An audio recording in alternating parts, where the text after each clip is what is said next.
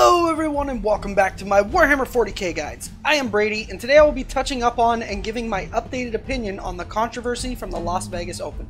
I didn't want to make this video, but I feel it is necessary because with my channel growing as fast as it is, I have a decent amount of influence over the community. And because of this, I should direct you guys in the right direction for the sport of competitive 40k, and I feel that I didn't do that in my last video about this topic. I am also making this update because I thought the traffic from the original video would die down after a few days, like most of my videos, but according to my YouTube analytics, the community is still checking out the video a lot and getting the wrong impression of how I currently feel about the situation, so I feel the need to make an updated video.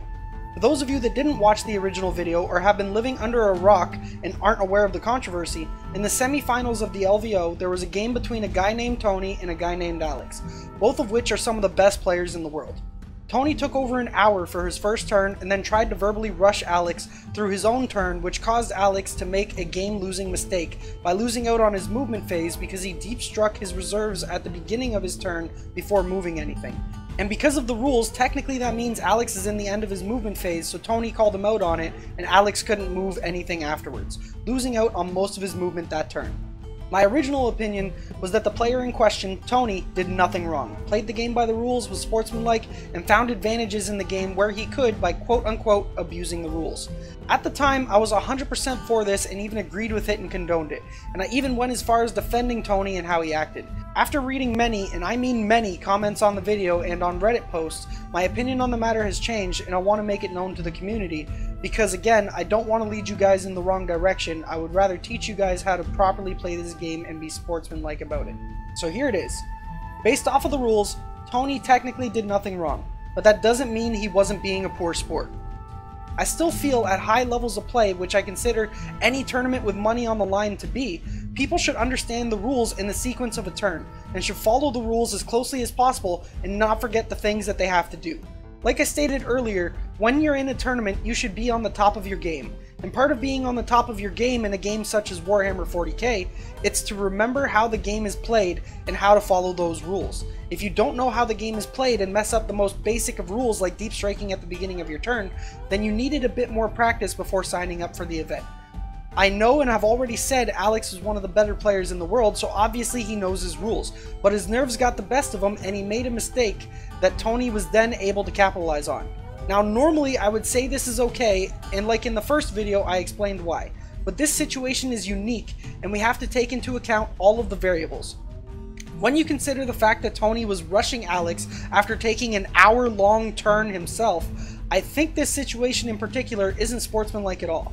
I've stated in my unethical tactics and how to avoid them video, I talk about this exact situation and how to look out for it. Alex was not prepared to deal with that guy and lost the game because of it.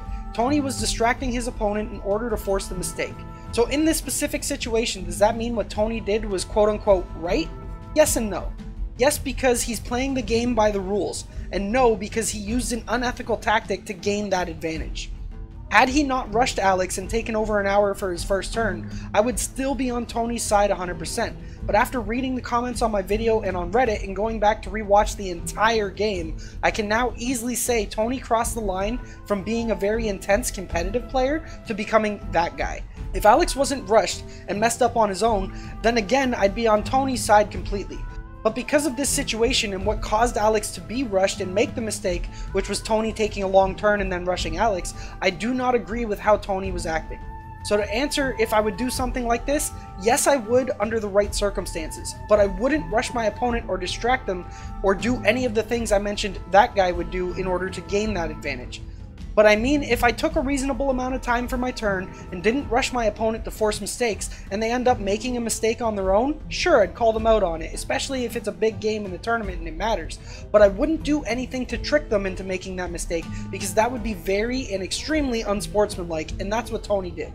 There's a difference in letting your opponent make the mistake on their own and then calling them out on it versus forcing your opponent to make a mistake because of some unethical and unsportsmanlike tactics. One is okay, the other is not. In my original video, I had assumed this situation was the first option, and Tony was just calling someone out for their mistake, when in fact it was the other option, which was Tony being unsportsmanlike and rushing his opponent, which forced Alex to make the mistake, which he was then called out on by Tony. Sure, everything Tony did was well within the rules, but it was a horribly shitty thing to do and extremely unsportsmanlike. I think this should clear some things up for you guys, and it's a better representation of how I feel about the sport of competitive 40K and what is sportsmanlike and what isn't. So that about covers everything I have to say for this video.